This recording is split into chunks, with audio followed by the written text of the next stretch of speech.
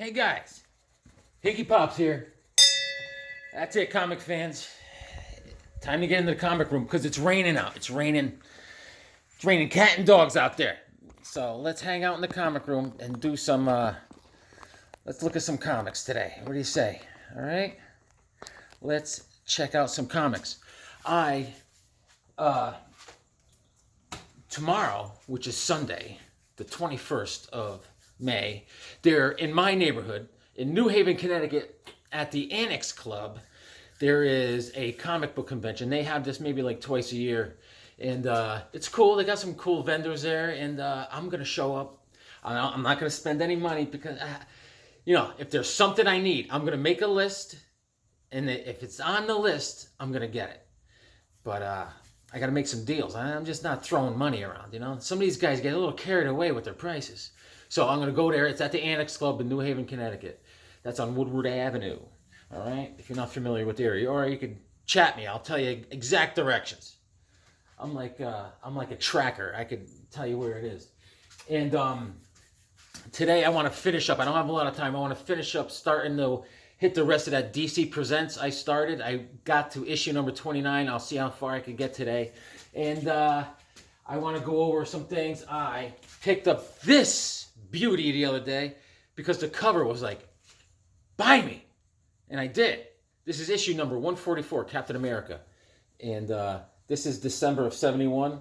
Can you see that? Look at that cover, man. All right. And Gary Friedrich did the script, and John Romita did the art on this. And he did a great job, man. This is where the Falcon, he tells Cap, he's like, he has to deal, there's a lot of racial tensions, and he's like, I gotta be with my people.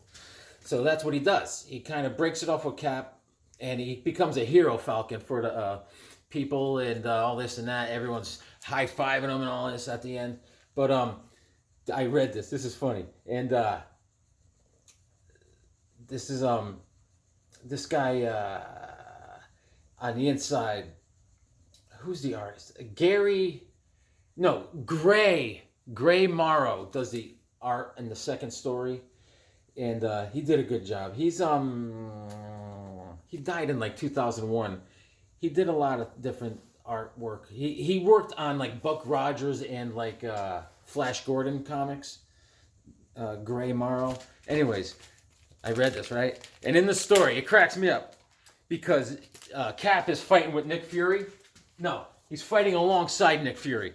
And Nick Fury's on a jetpack, right? And he's so cool, he lights a cigar when he's flying on a jetpack.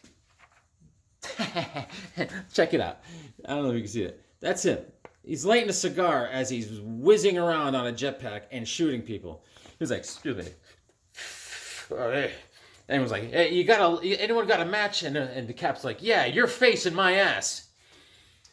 And I wanted to show you that because it shows you how cool Nick Fury is. He's very cool. Yeah, they're fighting Hydra in this one. So, great book. Look at that. Classic. And I picked up this for some reading. Batman Under the Hood. This is volume 2. I started reading it. You see my little tag there. And it's a cool story, man. Cool story. Judd Winnick and Doug Mankey. All right? And the art in there is pretty cool. We got art. He's fighting the Black Mask and all that stuff. So I'm reading that. I'll let you know how it goes. And I read this. Darkseid versus Galactus, The Hunger. By John Byrne. It was great, man. It was great. Oh, it's one of these books, you read it, and you're going through it, you're checking out the art, and you're like, I gotta draw. I had to put it down like 3 times to start sketching. I'm like, I gotta draw, right? So it was great. And, Darkseid, he's up to his old shenanigans, and Highfather's like, okay, this guy Galactus is coming, and he uses light ray to do something to make Highfather's world disappear. And Darkseid's like, what is this guy doing? He goes, forget that. I'm going to fight Galactus. So he ends up fighting Galactus, and Orion's sitting there with Highfather going, I can't sit this fight out. I'm going. And he goes, shoots over there, and he starts battling the Silver Surfer, and it was going on and on. All cosmic blasts and fights and punches. You know how Orion always gets He's always getting tore up and beat up, bleeding all the time. It was great. Good story, man. And I suggest it. And after that, I had this kicking around, and I telling myself, I gotta read this. I had never read it. And then finally yesterday, after reading that Galactus book, I said, let me check it out. And this was a great read. This is all back issues of Silver Surfer, and this goes back to like a Thor comic, which I love. And because there's let's see. There is, who is he?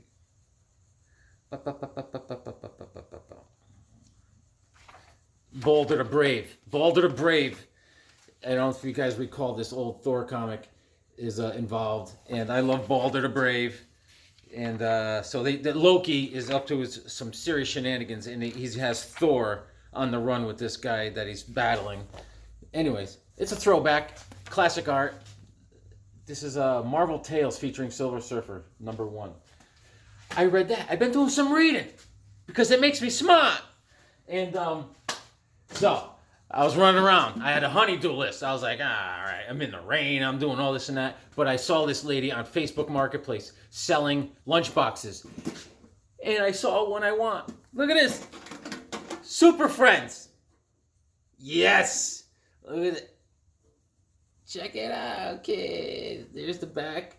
Who's that? Is that Hawkman? Hawkman.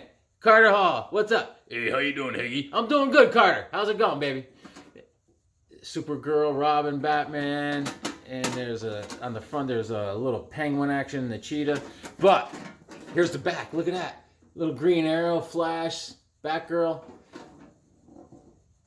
I know you guys are jealous, but hey, sometimes, you gotta search. I'm always on the hunt. Bingo for the comic room. Put that right here. All right. Pop. Okay, man. Let's talk DC Presents. Like I said, I left off at issue number 29. This is issue number 30. This is February of 81. That is Dr. Destiny. He gets into your dreams and gets crazy. All right. So Soups teams up with Black Canary. And the cover is by Rich Buckler. All right. And Steve Mitchell. And the writer is Jerry Conway. Jerry Conway is the writer. And the pencils are done by Kurt Swan inside. All right. And Dr. Destiny. In this dimension, I am all-powerful, and you are nothing. And there's also a second story with our man, the original Adam. All right. That's issue number 30. Great. I love these DC Presents because, like I said, I was reading the current run of World's Finest, and they bring in, it reminded me of DC Presents, so that's why I want to make sure I pay more attention and try to finish what I start, because I started this and I got to get back to it. This is issue number 31. This is March of 81. And the cover's by Dick D'Argiano, and the writers are Jerry Conway and Roy Thomas. This is Superman and Robin, the Teen Wonder. Let's go, Superman! I'll beat them at their own game. He's playing chicken. He's on his shoulders, And this one, the inside the art is by, I think, Luis Garcia. Yeah, Luis Garcia. And they come across a carnival, a circus that is under mind control. And so they're getting attacked by all sorts of circus people, you know what I'm saying? So that was a fun read. Always fun. And issue number 32. I got 2 copies of this. Copy. And this is a fun one. This was fun. All right? Superman and Wonder Woman. And they're smooching. They're necking. All right? And this one, it's April of 81. The cover's by Dick Giordano, and the writers are Jerry Conway and Roy Thomas. And it's funny because Eros is in love with Wonder Woman, right? And she doesn't want anything to do with him. So he hits both of them, Wonder Woman and Superman, with love arrows, right? And it's just silly stuff. And so the pencils are done by what's it, Kurt Schwaschenberger or something inside. He does good art, man. I mean, look at that. Look at Wonder Woman chilling, and the inks are by Coletta. What's going on, Steve? I show up for my date with Superman and find him kissing that Amazon. Looks more to me like she is kissing him, Lois. Damn it, that Lois. All right. I got 2 copies of that, 32. All right, man. We're moving right along, baby. And this is one of my faves. Issue number 33. Shazam and Superman team up. Oh, you see what happens? All right, this is issue number 33. And this is May of 81.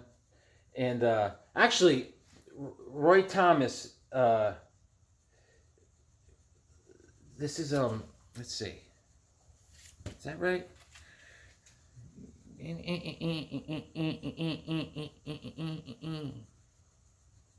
Let's see.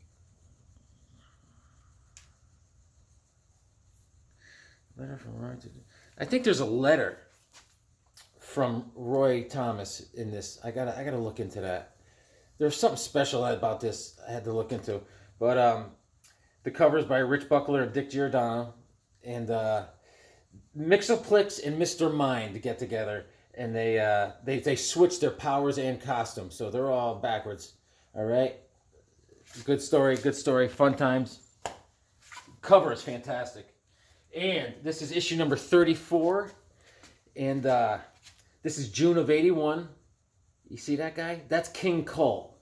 All right, and the cover is by Rich Buckler and Giordano. The pencils are by Buckler, and they're an Earth S on this. All right. And Mr. Mind is doing something again. He's got something going on. But that is King Cole, and they convince King Cole. They give King Cole more powers, so he starts beating up the Marvel family, Shazam and Superman. And King Cole goes, "I, King Cole, have beaten Superman and the world's mightiest family. Now no one remains to challenge me." Pretty badass. Yeah, good times. Look at this. Action packed. All right. Good stuff. All right, that was 34. Now we're going to 35. Yeah, a little fun. Superman and the Man-Bat, issue number 35. And it also says, "Whatever happened to Rex the Wonder Dog?" on the top. And this is July of 81. All right. The cover's by Ross Andrew and Dick Giordano. The writer is actually Martin, I think it's Martin Pasco, I think, in this. And inside, the pencils are done by Kurt Schwan. And this takes place in the, there's Soups and the Man-Bat team up, and they have to go to the Fortress of Solitude because the Atomic Skull is being a jerk. He's being a jerk. All right? So, I don't know how the Man-Bat feels about flying around in the Arctic, but he does good. Ooh. This is another version of Starman, one of my faves. That's Prince Gavin. Okay? This is issue number 36, August of 81. And that's Mongol in the back. He's a no good some. And the cover's by Starlin, and I think it's written by Starlin, and it's the pencils are by Starlin. I mean, look at that cover, baby. And it's like, whatever happened to Starman? So like, is Mongol kills Prince Gavin's sister, and he like marries someone, and he takes over the throne world. And Superman and Starman are kicking butt. It was a great story. Superman and Starman versus Mongol the Merciless. A universe torn asunder. No one uses that word anymore. Asunder. Ah, yeah, here's my girl. Here's my girl, Hawk Girl. Take it out of the cover. Take it out of the plastic. Let's go. This is issue number 37. DC Presents. And September of 81. And the writer's Starlin, and the covers and the pencils are by Starlin. And this is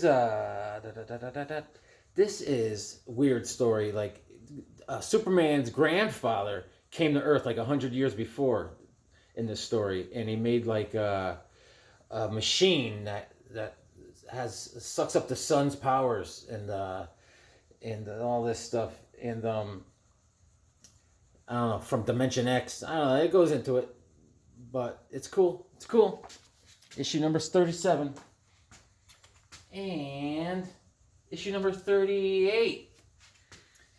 All right. Soup's in the Flash again.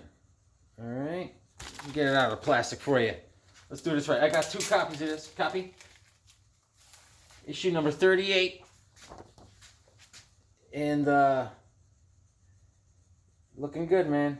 This is October of 81. The writer is Martin Pasco. And Soups in the Flash are tricked into fighting by some dimensional tyrant, so he could suck up their energies from their fight and get back home to the aliens' dimension.